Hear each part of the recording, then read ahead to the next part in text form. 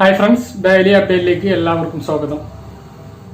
May 4-ാം തീയതി ചൊവ്വാഴ്ച ദിവസം നിങ്ങൾ അറിഞ്ഞിരിക്കേണ്ട പ്രധാനപ്പെട്ട കാര്യങ്ങളാണ് ഈ ഒരു വീഡിയോയിലൂടെ വ്യക്തമാക്കുന്നത്. നാളെ മുതൽ കർശന നിയന്ത്രണം വരികയാണ്. ലോക്ക്ഡൌൺ എന്ന് പറയുന്നില്ലെങ്കിൽ പോലും ഒരു ലോക്ക്ഡൌണിനോട് സമാനമായ ഒരു സ്ഥിതിയാണ് നാളെ മുതൽ 9-ാം തീയതി വരെ ഉള്ളത്. ഒരു കാര്യം പറഞ്ഞാൽ റേഷൻ വിതരണം അവസാനിക്കും. ഇന്നു മുതൽ റേഷൻ കടയുടെ സമയം മാറിയിരുന്നു, പ്രവർത്തന സമയം മാറിയിരുന്നു. ഇത് സംബന്ധമായിട്ടൊക്കെയാണ് ഈ ഒരു വീഡിയോയിൽ വ്യക്തമാക്കുന്നത്. വീഡിയോയിലേക്ക് കടക്കുന്നതിന് മുമ്പ് ആദ്യമായിട്ട് ചാനൽ കാണുന്ന ആളുകൾ ചാനൽ സബ്സ്ക്രൈബ് ചെയ്യുക, ബെല്ലൈക്കൺ എനേബിൾ ചെയ്ത് വെക്കുക. കൂടുതൽ ആളുകളിലേക്ക് ഈ വീഡിയോ എത്താൻ വേണ്ടി നിങ്ങളൊന്ന് ലൈക്ക് ചെയ്യുക. വീഡിയോയുടെ വിശദമായ വിവരങ്ങളിലേക്ക് വരാം. ആദ്യം റേഷൻ സംബന്ധമായിട്ടുള്ള വിവരമാണ് പറയുന്നത്.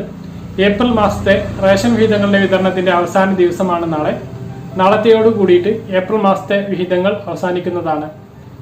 അത് കഴിഞ്ഞാൽ പിന്നെ ഏപ്രിൽ മാസത്തെ ഭക്ഷ്യവിഹിതങ്ങളും മാർച്ച് മാസത്തെ ഭക്ഷ്യ കിറ്റും സ്പെഷ്യൽ അരിയും മാർച്ച് മാസത്തെ സ്പെഷ്യൽ അരിയും ലഭിക്കുന്നതല്ല. അത് കഴിഞ്ഞ് ബുധനാഴ്ച അവധിയായിരിക്കും.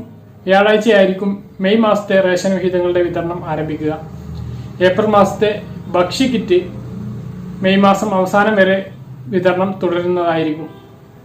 ഇങ്ങനെയാണ് റേഷൻ വിതരണത്തെക്കുറിച്ച്, നാളത്തെ റേഷൻ വിതരണത്തെക്കുറിച്ച് പറയാനുള്ളത്. അതുപോലെ തന്നെ ഇന്നു മുതൽ റേഷൻ കടയുടെ സമയം മാറിയിരിക്കുകയാണ്. രാവിലെ 8 മുതൽ ഉച്ചയ്ക്ക് 2 വരെ മാത്രമാണ് റേഷൻ കടയുടെ സമയം ഉള്ളത്, പ്രവർത്തന സമയമുള്ളത്. ഉച്ചയ്ക്ക് ശേഷം റേഷൻ കട ഉണ്ടായിരിക്കുന്നതല്ല. ഇനി നാളത്തെ നിയന്ത്രണങ്ങളുടെ കാര്യത്തിലേക്ക് വന്നാൽ കർശന നിയന്ത്രണങ്ങളാണ് വരുത്തിയിട്ടുള്ളത്. കർശന നിയന്ത്രണങ്ങൾ എന്ന് പറഞ്ഞാൽ വാരാന്ത്യ കർഫ്യൂവിനേക്കാൾ അധികരിച്ച നിയന്ത്രണങ്ങളായിരിക്കും എന്നാണ് പറഞ്ഞിട്ടുള്ളത്. അതായത് ശനി ഞായർ ദിവസങ്ങളിൽ നമുക്കുള്ള നിയന്ത്രണത്തിനേക്കാൾ കൂടുതൽ നിയന്ത്രണങ്ങളായിരിക്കും ഉള്ളത്. അതുകൊണ്ട് തന്നെ ആരെയും അനാവശ്യമായി പുറത്തിറങ്ങാൻ അനുവദിക്കുകയില്ല. ഭക്ഷ്യ വസ്തുക്കൾ വിൽക്കുന്ന സ്ഥാപനങ്ങൾ മാത്രമായിരിക്കും തുറന്ന് പ്രവർത്തിക്കാനുള്ള അനുമതി. കാരണം വീടുകളിലൂടെയുള്ള മത്സ്യവിതരണം ആവാം. അതുപോലെ തന്നെ ഹോട്ടലുകൾക്ക് തുറക്കാമെങ്കിലും പാർസൽ സൗകര്യം ലഭ്യമാക്കണം. പാർസൽ സൗകര്യം, ഹോം ഡെലിവറി സൗകര്യം ലഭ്യമാക്കണം എന്നാണ് പറഞ്ഞിട്ടുള്ളത്. അനാവശ്യമായിട്ട് സ്വകാര്യ വാഹനങ്ങളോ ടാക്സി വാഹനങ്ങളോ പുറത്തിറങ്ങാൻ പാടില്ല. പുറത്തിറങ്ങുന്ന വാഹനങ്ങൾക്ക് കൃത്യമായി കാരണം കാണിക്കേണ്ടി വരും. എന്ത് യാത്രക്കാണ്, അത്യാവശ്യമുള്ള ഏത് യാത്രക്കാണ് പോകുന്നത് എന്നുള്ളത് ഉദ്യോഗസ്ഥന്മാരെ ബോധ്യപ്പെടുത്തേണ്ടി വരും.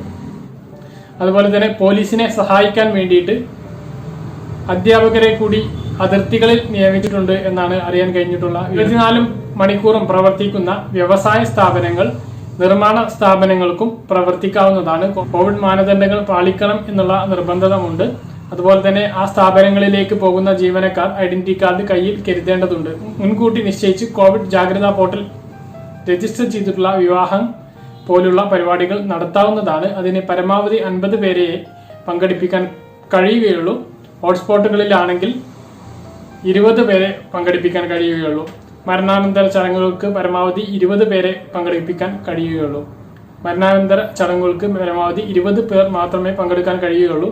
ആരാധനാലയങ്ങളുടെ വലുപ്പമനുസരിച്ച് പരമാവധി 50 പേരെ ഉൾക്കൊള്ളിച്ചുകൊണ്ട് പ്രവർത്തനങ്ങൾ നടത്താം എന്നാണ് പറഞ്ഞിട്ടുള്ളത്.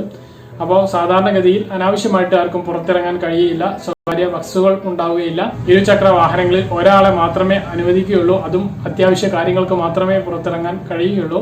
ഇരട്ട മാസ്ക് ധരിച്ചിരിക്കണം പുറത്തിറങ്ങുന്ന ആളുകൾ. അല്ലെങ്കിൽ ക്വാളിറ്റിയുള്ള N95 മാസ്ക്, 3 ലെയർ ഉള്ള N95 മാസ്ക് ധരിച്ചിരിക്കണം എന്നാണ്. അപ്പോൾ ഈ ഒരു രീതിയിലാണ് കാര്യങ്ങൾ.